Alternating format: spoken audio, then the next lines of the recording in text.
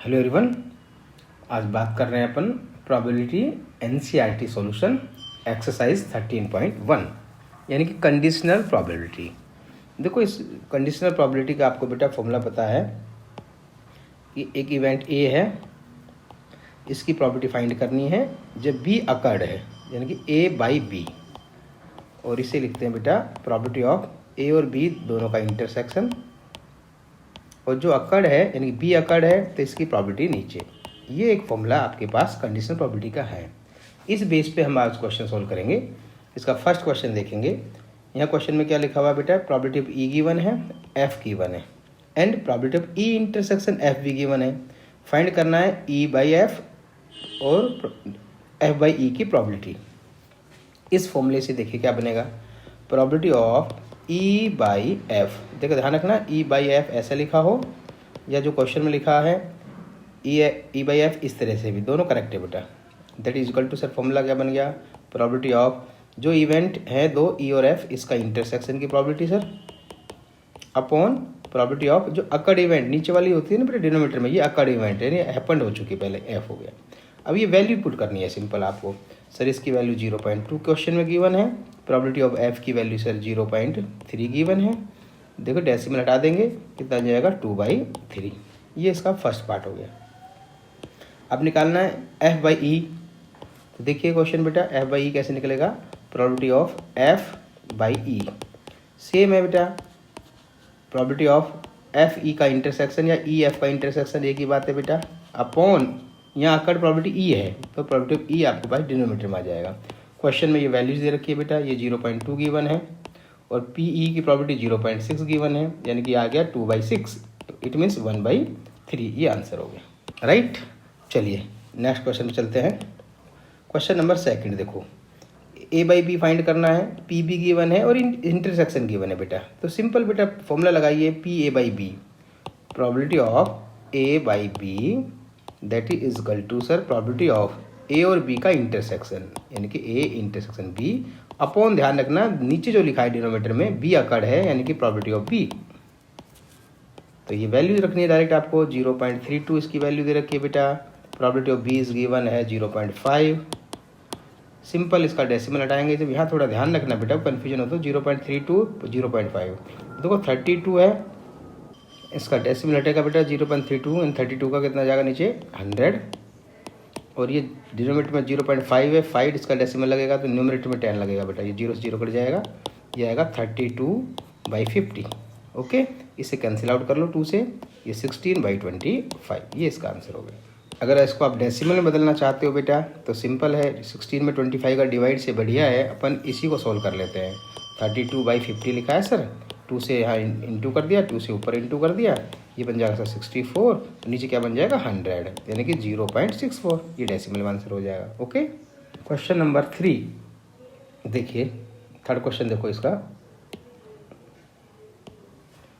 ये third question है, probability of A given है, प्रोबेबिलिटी ऑफ बी गिवन है, probability of B by A given है, find करना है ए intersection B.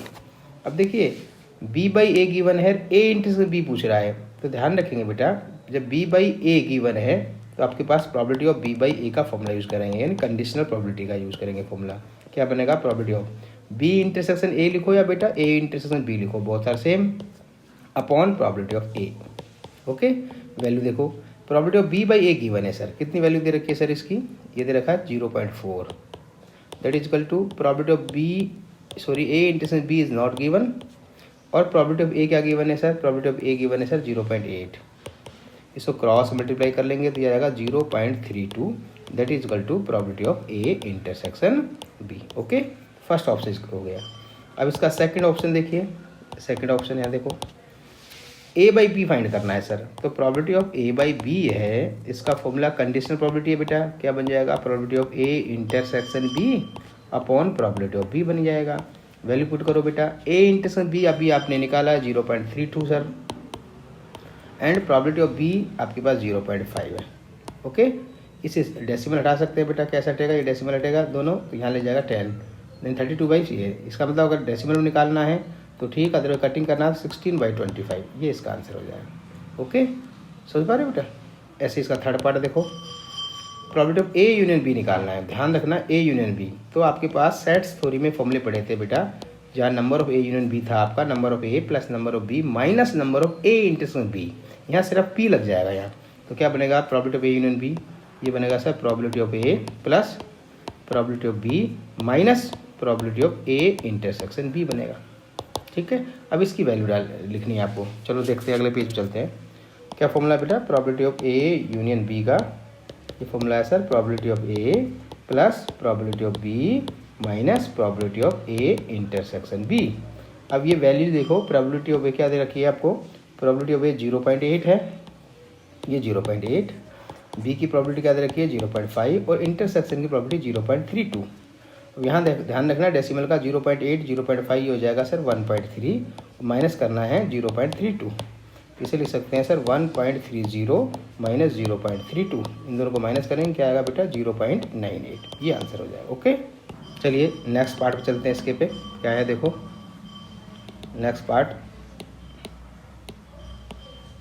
Question number fourth question देखो, property of A union B find करना है और ये कंडीशन दे रखी है। देखो ये इसके इक्वल है, ये इसके इक्वल है, इसका मतलब क्या होगा बेटा ट्वाइस ऑफ पी ए जो है, ट्वाइस ऑफ पी ए का मतलब 2 of property of A that is equal to property of B is equal to 5/13, यानी कि हो गया 5/13, यानी कि प्रॉपर्टी ऑफ ए क्या हो गया 5/26, ये 2 जो मल्टीप्लाई में है वो डिवाइड में हो जाएगा, और property of B is given है बेटा 5/13।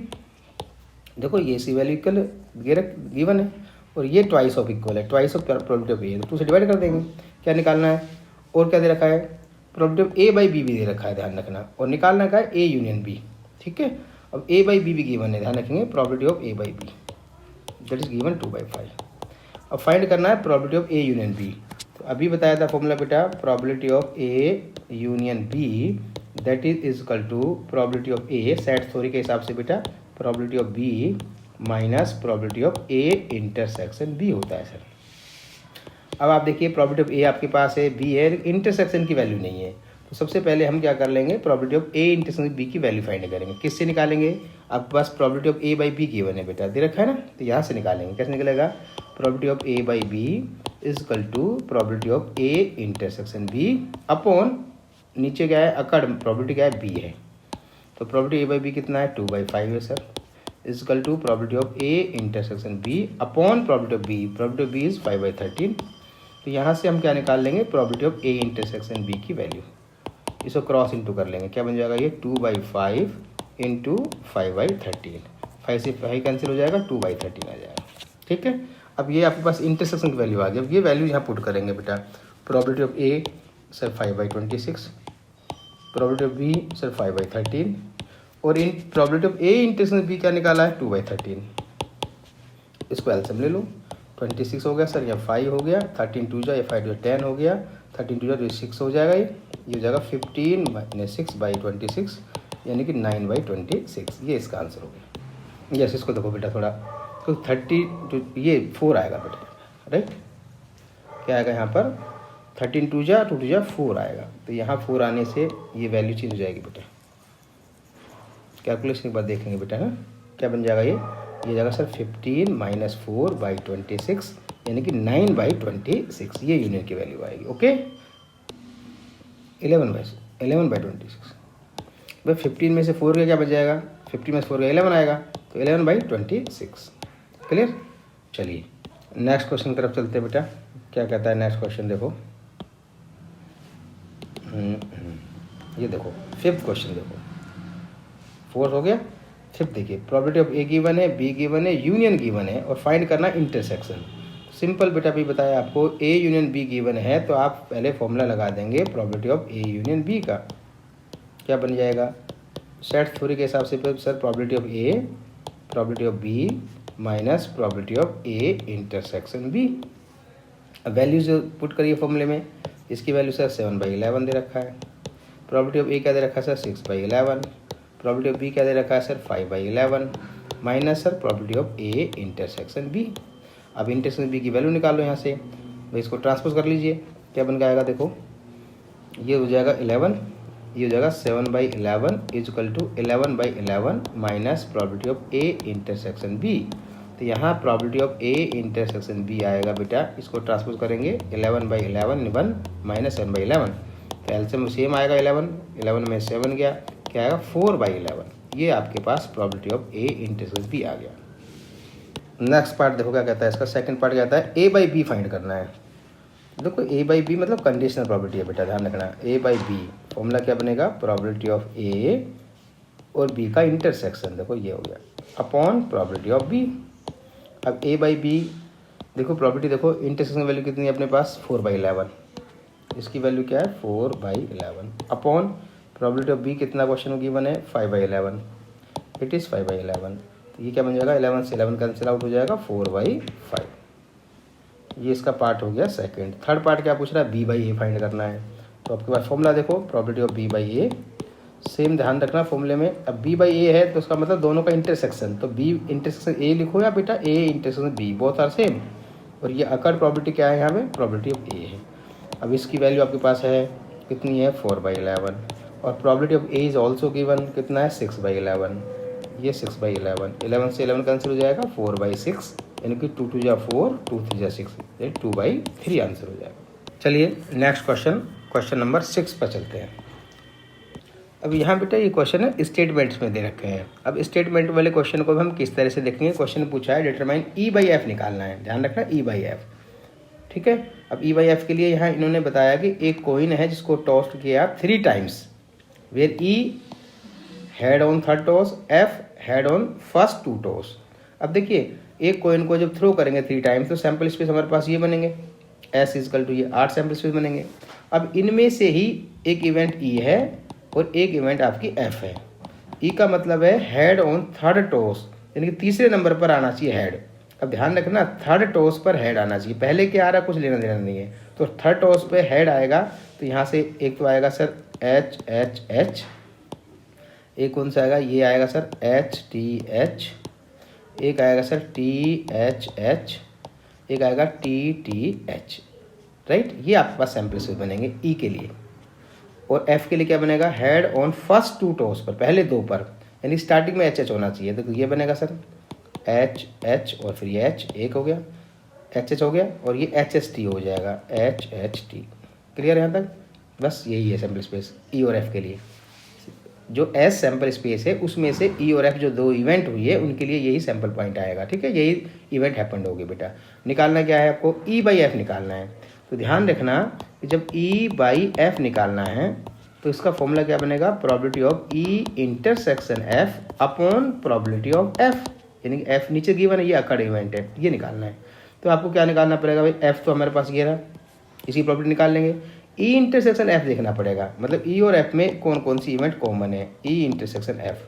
तो ई इंटरसेक्शन एफ में आप देखेंगे क्या कॉमन आ रहा है इसमें से, सर ए 2 इवेंट कॉमन या एक इवेंट कॉमन है। देखो यहाँ लिखा है ट्रिपल एच, ये triple H H H H, यहाँ दूसरा का एच एस टी, कहें एच एस टी है क्या, नहीं है, तो इसका मतलब एक इवेंट कॉमन है। तो इसकी प्रॉबिलिटी निकालेंगे अपन, probability of E intersection F की। तो भाई फेवरेबल इवेंट्स तो 1 हो गया ये, और टोटल इवेंट्स क्या है सैंपल के हिसाब से कितना हो जाएगा 8 हो जाएगा, राइट। और प्रॉबिलिटी ऑफ एफ जब निकालेंगे एफ, तो इसका फेवरेबल क्या बन जाएगा सर एफ के लिए 2, और टोटल इवेंट्स 8, 2/8 हो जाएगा। अब इस फॉर्मूले में वैल्यू पुट कर दो, ये आया 1/8/2/8, 8 से 8 कैंसिल हो गया, आंसर इज 1/2। नेक्स्ट क्वेश्चन देखिए, 2 कॉइन्स आर टॉस्ड वंस। तो जब 2 कॉइन को थ्रो करेंगे तो सैंपल स्पेस क्या बनेगा बेटा, H H T T S T T H, ये 4 इवेंट्स आपके पास पॉसिबल है। अब इस 4 में से इन्होंने ई को डिफाइन कर रखा है कि ई का मतलब है कि टेल अपीयर ऑन 1 कॉइन्स। ध्यान रखना एक कॉइन पर क्या आना चाहिए, ऑन 1 कॉइन, एक कॉइन पर क्या आना चाहिए, टेल आना चाहिए। तो इसके हिसाब से वो इवेंट कौन सी आएगी बेटा, अब देखो ये एच एच है, एक कॉइन पर आना चाहिए टेल, इसका मतलब आपके पास इवेंट हो सकती है एच टी और टी एच, ये हो सकती है।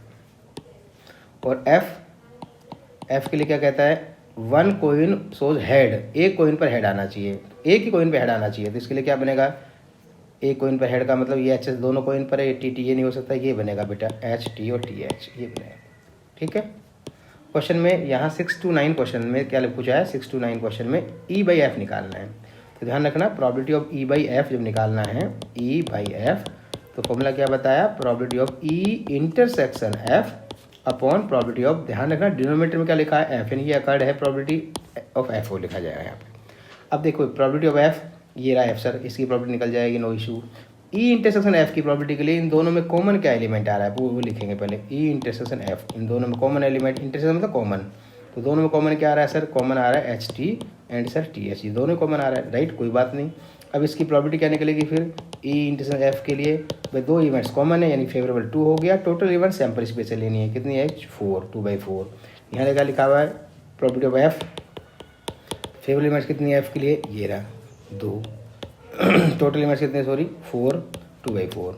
तो ये वैल्यू यहाँ फॉर्मूले में पुट कर देंगे अपन, तो यानी इसकी वैल्यू भी सर 2/4, नीचे भी 2/4, दोनों कैंसिल आउट हो गया, 1 आंसर आ गया इसका। चलिए इसका सेकंड पार्ट देखो, जैसे सिक्स क्वेश्चन में 3 पार्ट है, ध्यान रखना, तीनों का अलग अलग आप 2 पार्ट खुद ट्राई करेंगे, ठीक है।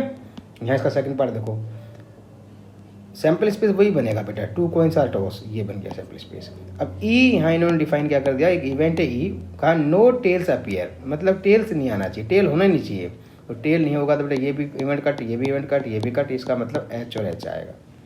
और एफ का मतलब क्या कह रहा है, नो हेड अपीयर, यानी हेड आना ही नहीं चाहिए, तो हेड नहीं आएगा, इसका मतलब ये कट हो जाएगा, ये कट हो जाएगा, ये कट हो जाएगा, सिर्फ टी टी आएगा ये।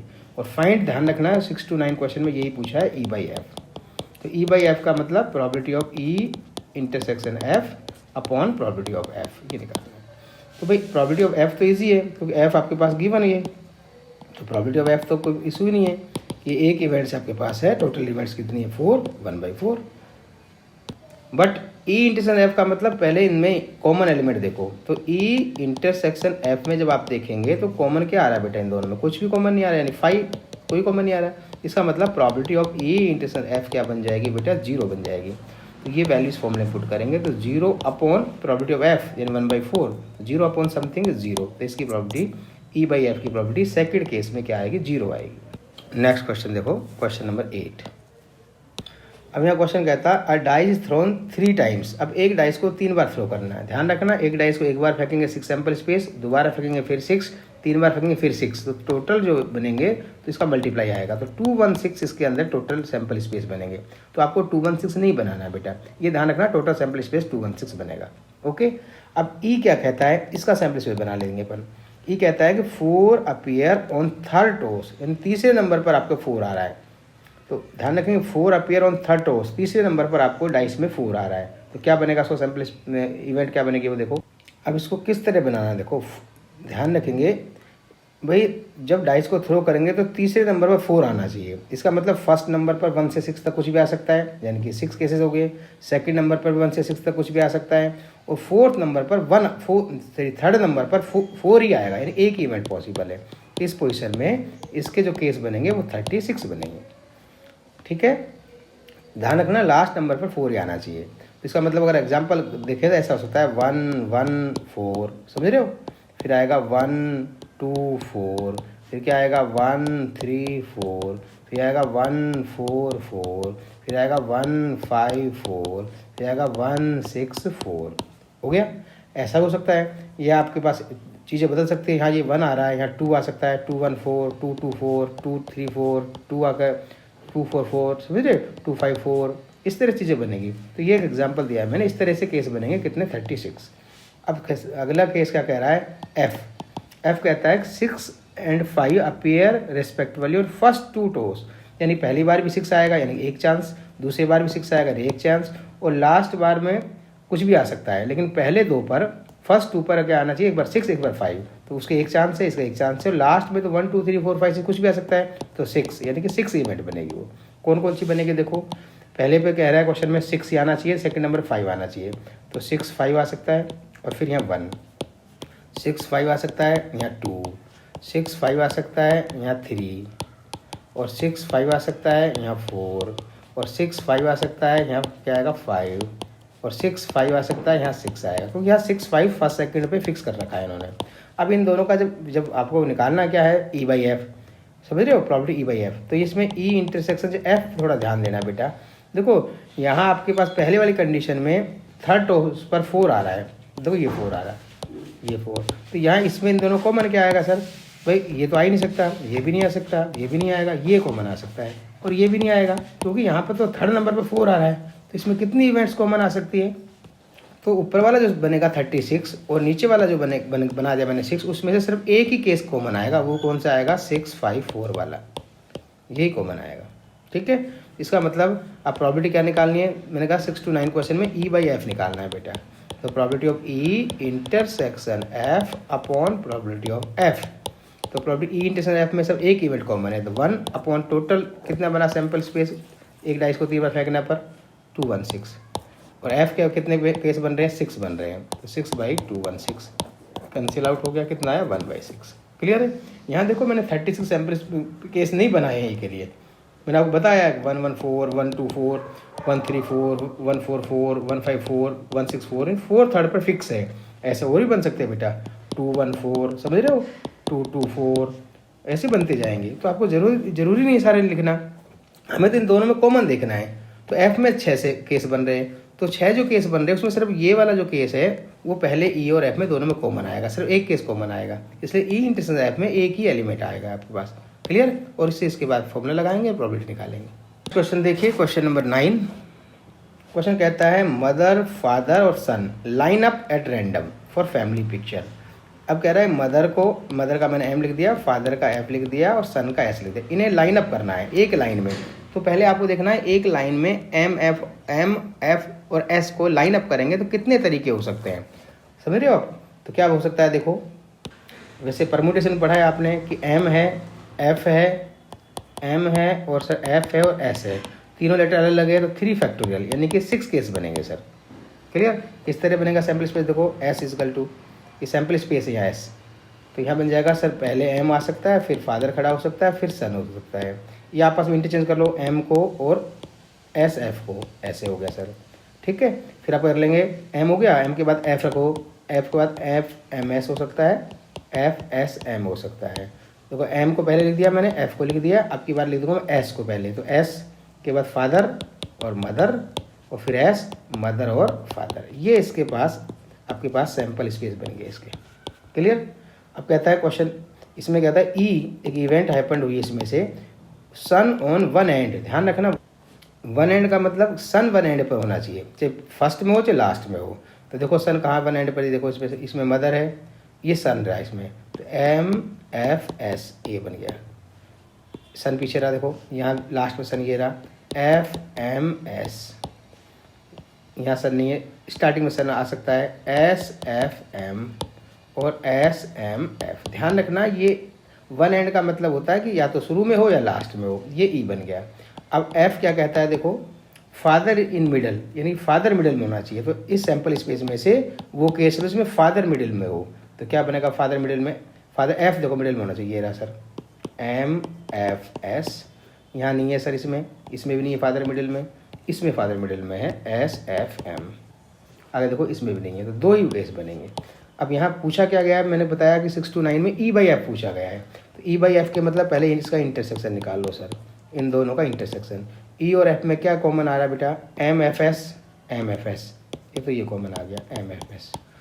S F M है क्या यहाँ, S F M ये रहा sir S F M, 2 case आपके कॉमन आ रहे हैं।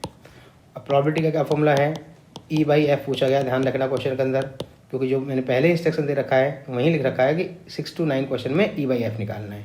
तो probability of E intersection F upon sir probability of F, तो E इंटरसेक्शन F में कितने एलिमेंट है सर, 2, टोटल केस क्या बने, सैम्पल स्पेस टोटल देखो कितने बने, 6, 2/6 अपॉन F में क्या आ रहा है सर 2, ठीक है, अपॉन टोटल 6 है, 2 से 6 से करने गया, 2 से 2 कैंसिल आउट हो, कितना आया 1 आएगा।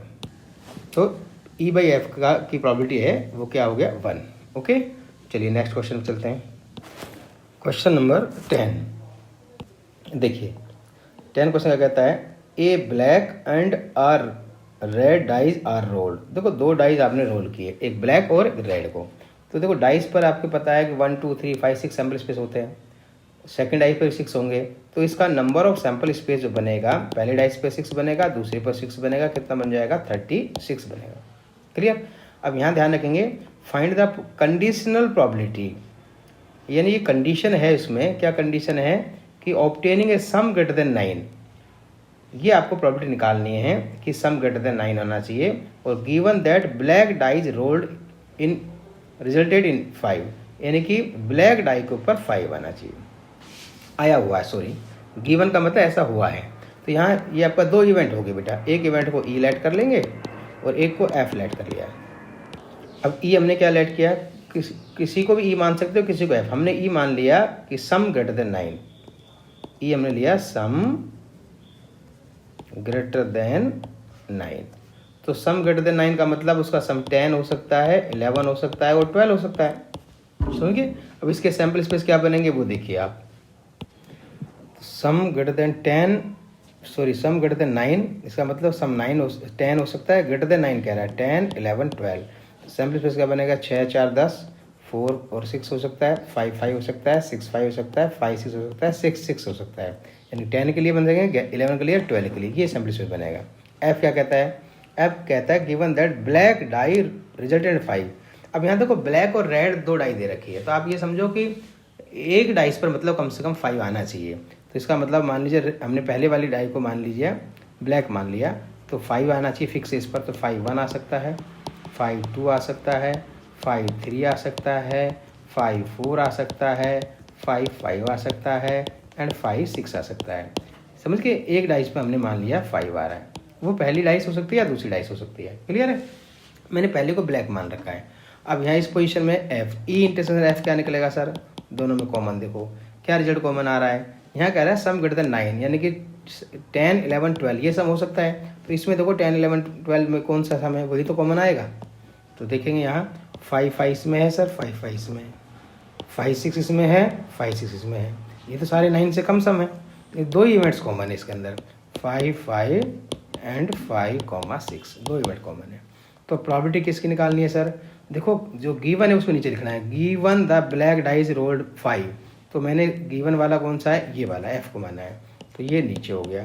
तो किसकी प्रॉपर्टी निकालनी है, देखो find the conditional property of obtaining greater than 9, ये ई है, तो ई बाई एफ फाइंड करना है। Formula E intersection F upon property of F.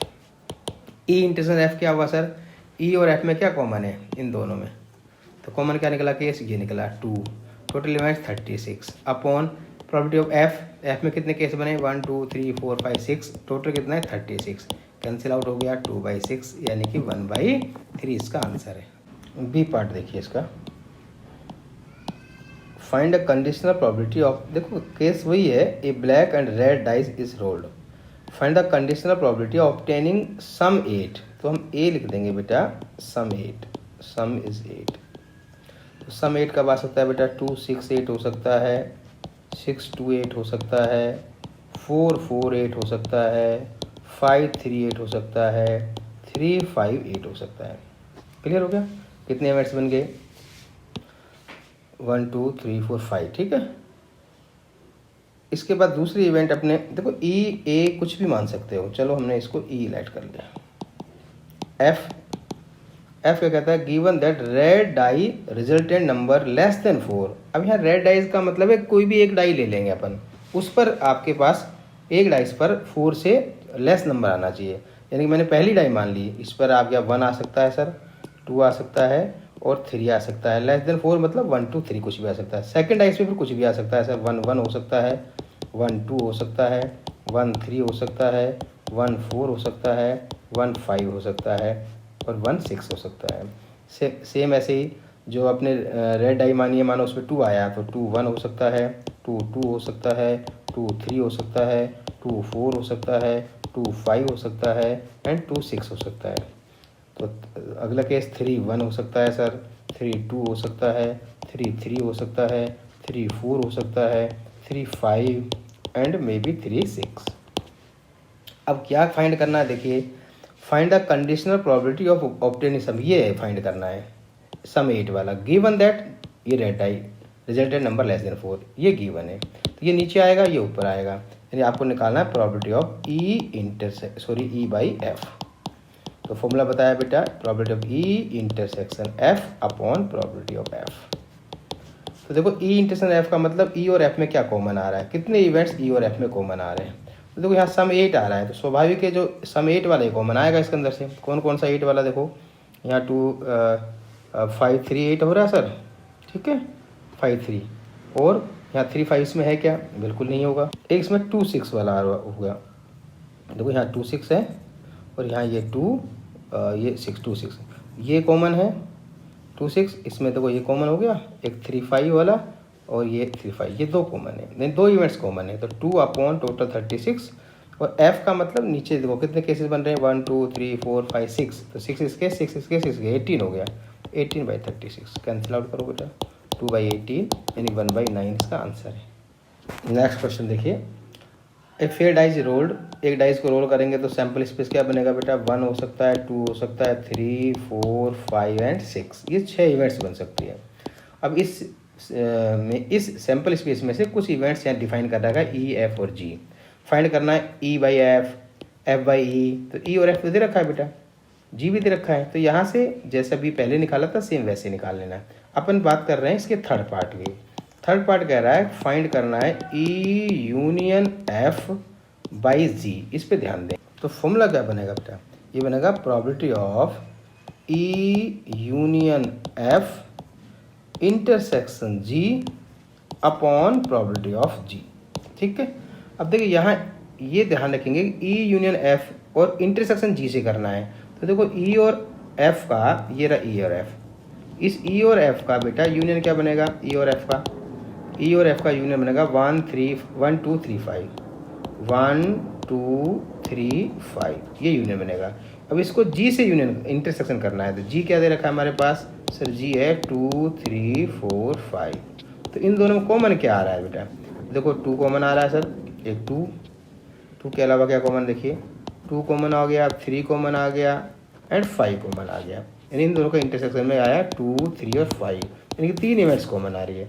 ऊपर इसकी वैल्यू प्रोबेबिलिटी क्या निकलेगी फिर, 3 अपॉन टोटल सैंपल स्पेस कितना है 6, और G में कितना है सर, G ये रहा सर, G में कितना एलिमेंट है 4 अपॉन 6, कैंसिल आउट हो गया, कितना है 3/4, राइट।